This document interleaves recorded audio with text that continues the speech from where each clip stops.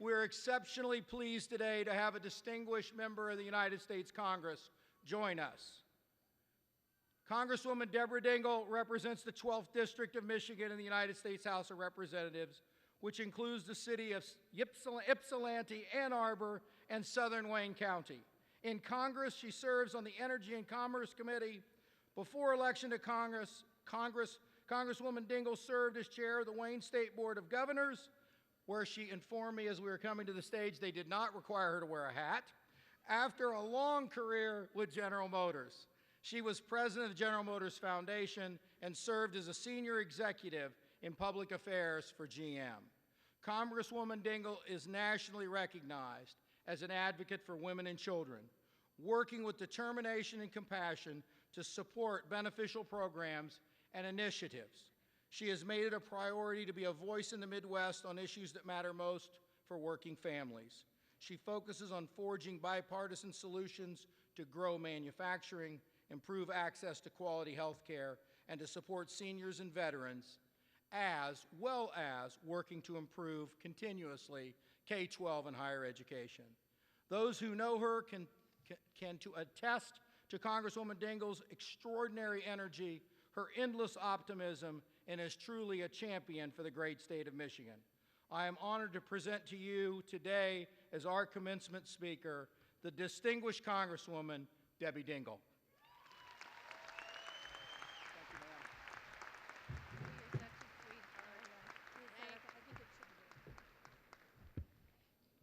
Good afternoon and congratulations to the Eastern Michigan University class of 2018.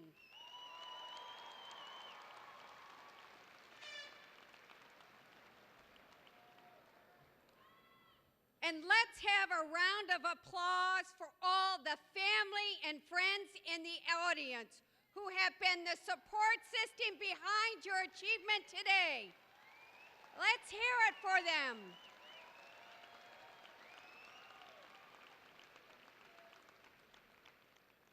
And to the parents, this day is your day too.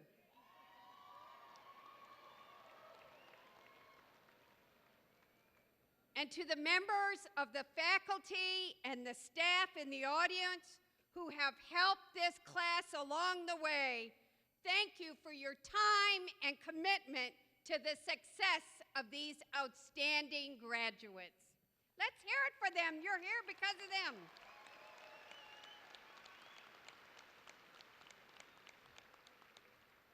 And I do want to thank President Smith for his very kind introduction, for inviting me to be here with you today, and for his leadership of Eastern Michigan University. And to the board, you guys have a great community at Eastern, and I'm proud to be a member of it.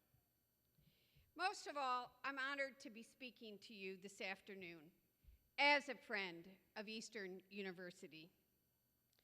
Over the years, in many capacities, I've gotten to know many of the students here. I've talked with you on campus, at the farmers markets. I've joined you at the Out of the Darkness walks, summits that empower young women to run for office, digital divas. I brought Cory Booker to the campus. We've had good times, we've had sad times, we've had tough times. But they all brought you to where you are today and who you are.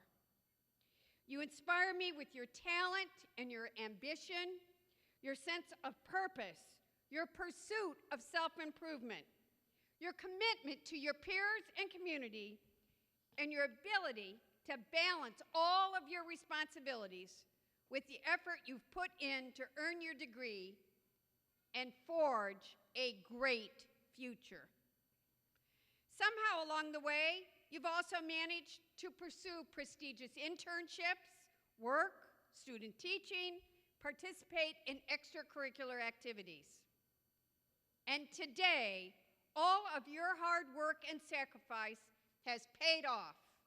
The late nights, the long commutes, and for some of you, the days spent juggling a job to support your family and pay your tuition. You've made it.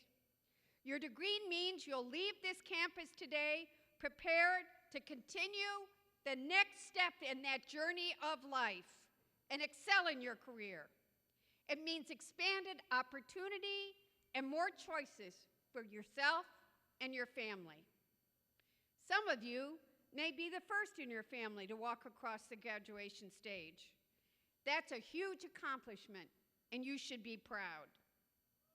You know, the days ahead aren't always going to be easy. You're graduating in challenging times.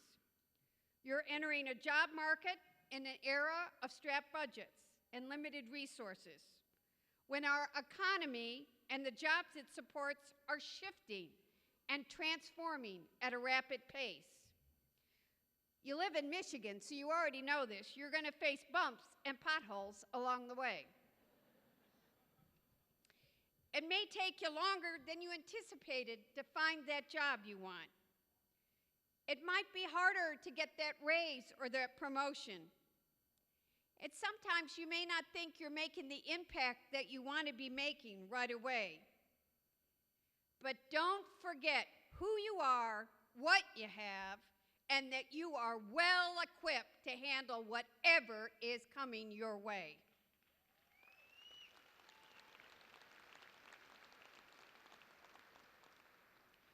You need to take what you learned here at Eastern Michigan University and apply it to your life. Now, who really wants to listen to a commencement speech when you want to get your diploma? But I want to give you two messages today, two key things about life. I still remember I'm not old, but I am seasoned. And I still, to this day, I had a priest that taught me about love, luck, and laughter in my life, and I've never forgotten those three words. So I want to talk to you guys about two messages. I want to make sure you know mistakes are the best lesson in life. Think about it. I want you to think about what you learned here. There was probably more than one night when you found yourself at the library until the early hours of the morning, cramming as much as possible before that 9 a.m. exam. Do you remember thinking you couldn't go on 1 minute longer? But you did.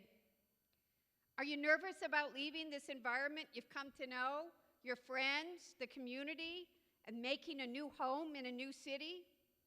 Are you worried that you won't be accepted or make new friends? You will.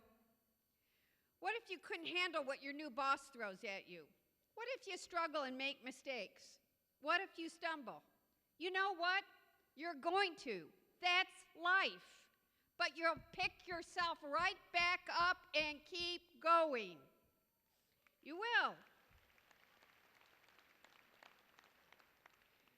Are you unsure about what career path to take? Conflicted about what parents, friends, or professors think you should do? You've got time. Take your time to figure out what's best for you. And know that every step along the way, and every first job, even the worst jobs, help you determine who you are, what you want to do, and where you want to go. I would also say to each of you, no matter what you do, pursue it with zeal. Jump in with both feet. You have much to offer as we work to address pressing challenges and improve our communities, state, and nation. Shake things up. I do all the time. I love being a troublemaker. Make mistakes, but don't sit on the sidelines. That's what's wrong with America today. Too many people are sitting on the sidelines. If you don't like it, get in there and fix it. It's nobody else's job. It's our job. We are the community. President Teddy Roosevelt said it in his citizenship speech. It's not the critic who counts, not the man. Okay, so they weren't talking men and women there, so I'm adding women. It's not the man or woman who points out how the strong man or woman stumbles or where the doer of deeds could have done them better. The credit belongs to the person who is actually in the arena, whose face is marred by dust and sweat and blood, who strives valiantly, who errs, who comes up short again and again, because there is no effort without error and shortcomings. He finishes by saying, if he fails, if the person fails, this was a few years ago, or at least the person fails while daring greatly, so that their place shall never be with those cold and timid souls who neither know victory or defeat. Don't be afraid to get involved.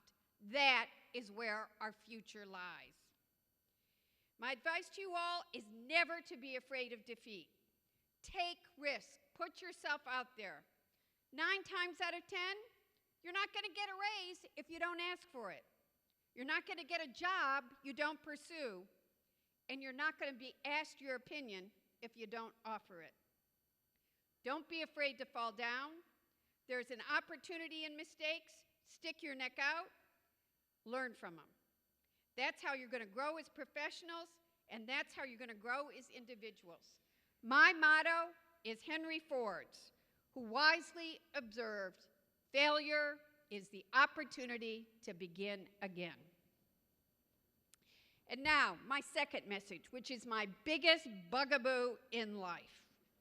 Never underestimate the power of relationships. I've spent my career advocating for women and families, but I first got involved in advocating for women's health care because my college roommate got sick. And that's when I learned she was a woman. And government was not spending any money on women and federally funded research because they were a woman.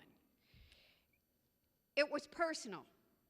And over the years, I've worked with people and I've listened and I've learned how when you work together, you can make a difference. Relationships matter. Today, you've all got your computers, your iPads, your phones. You get lost in it. And you do these quick little texts and you have no emotion, you have no relationships, people can misinterpret. In the world of Instagram and Twitter, in today's digitalized world, liking your friend's photo or commenting on their posts does not replace a real world conversation.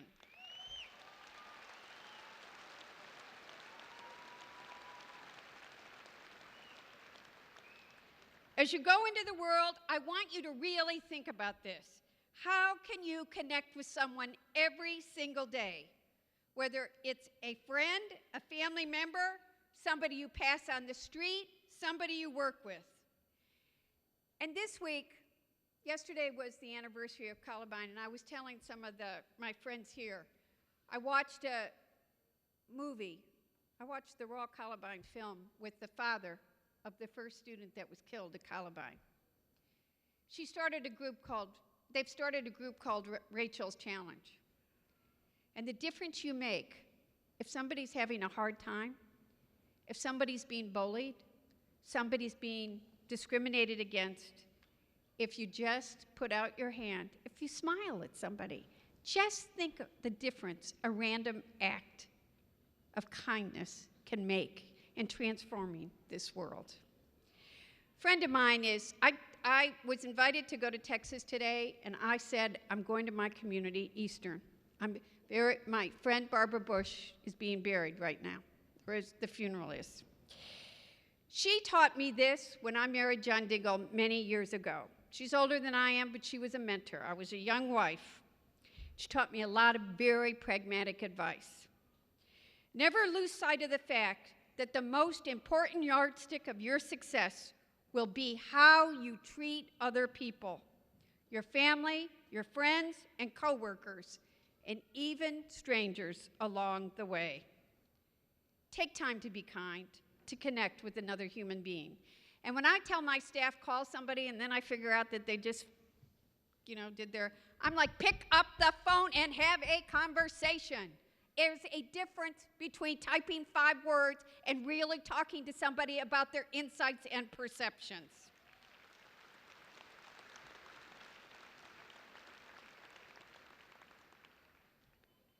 Finally, always seek out, encourage, and value all voices.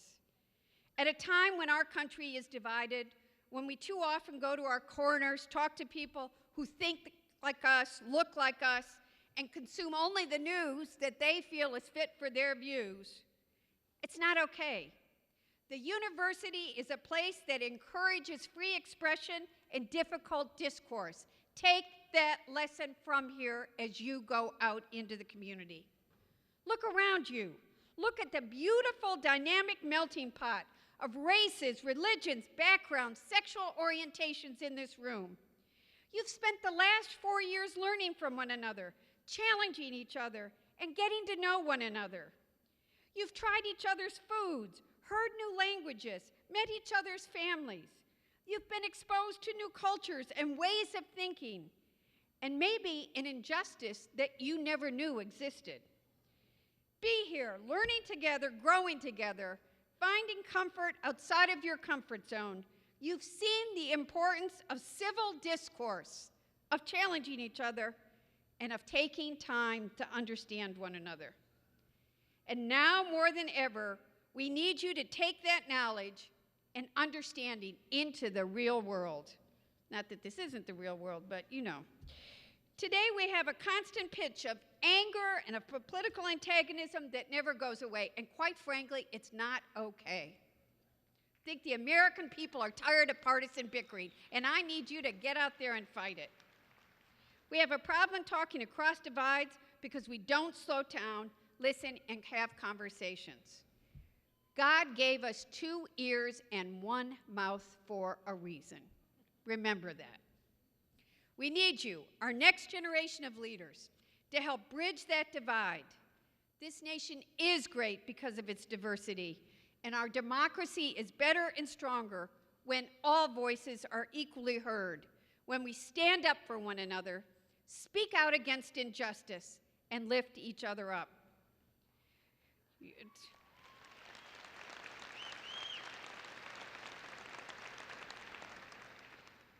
So go get out there and be great. Chase your goals, climb the ladder, and help others do the same. I cannot wait to see the Eastern Michigan University class of 2018 and what you're going to accomplish. Thank you for allowing me to share this day with you. Congratulations, best of luck, and stay in touch. Thank you.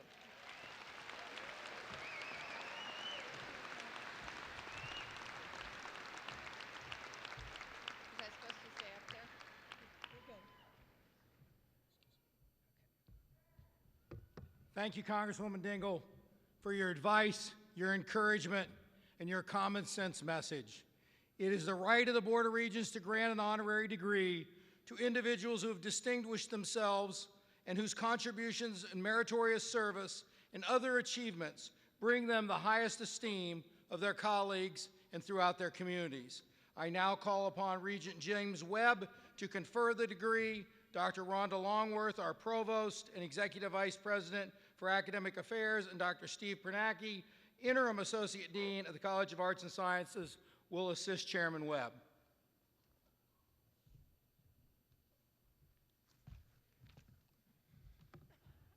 Debbie Dingell, distinguished public servant, unwavering advocate for families, women, and children. You have demonstrated a lifelong commitment to the state of Michigan and its citizens.